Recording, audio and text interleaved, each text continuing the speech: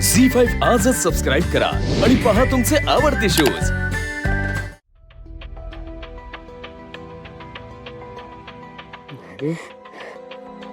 दादा, या सगळ्यांनी आपल्या तात्यांना पण नाही सोडलं रे।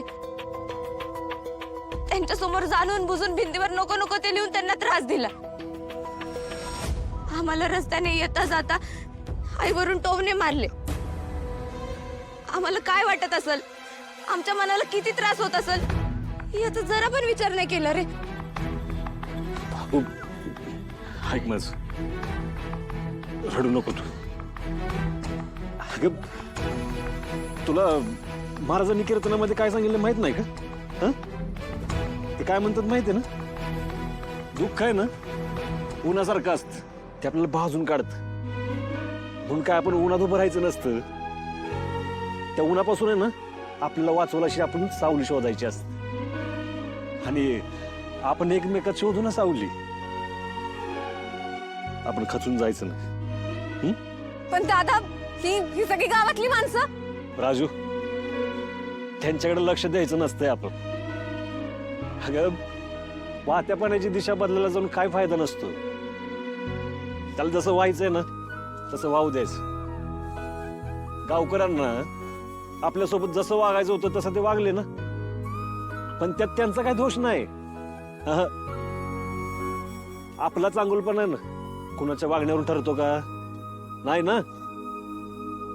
त्यामुळे आपल्या पद्धतीनं आपण वागत राहायचं आणि गावानं आपल्याला जे काही चांगलं दिलंय ना ते फक्त लक्षात ठेवायचं।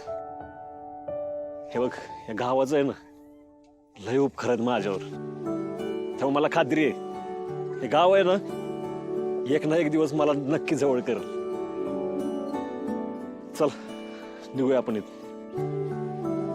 चिमू, सूर्या दादा, चिमू, सूर्या दादा,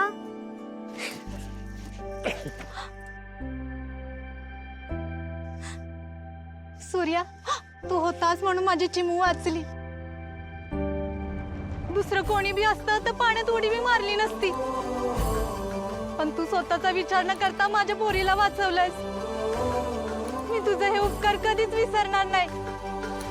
आम्हाला माफ कर, तुझी सावली काळी असू शकत नाही। तू गावाला उजळून टाकणारास तू सूर्य आहे सूर्या। तू आज नसता तर माझी पोरगी वाचलीच नसती। ताई उठा तू। हे बघा, हे जे काय आहे ना ते देव आपल्याकडनं करून घेतो। माझ्याकडनं पण त्यानंच करून घेतलं, त्यामुळे तुम्ही माझ्या नका पाया पडू। काय ग बाळा, आता मी होतो म्हणून तू वाचलीस। प्रत्येक वेळी तुझा सूर्यदादा असणार आहे का तुझ्यासोबत? नाही ना, मग काय करायचं? स्वतःची काळजी घ्यायची आणि पाण्यापासून लांब राहायचं।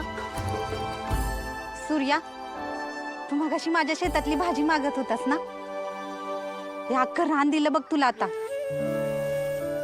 उद्यापासून जमल तशी भाजी घेऊन जात जा। झी5 आजच सबस्क्राईब करा आणि पहा तुमचे आवडते शोज।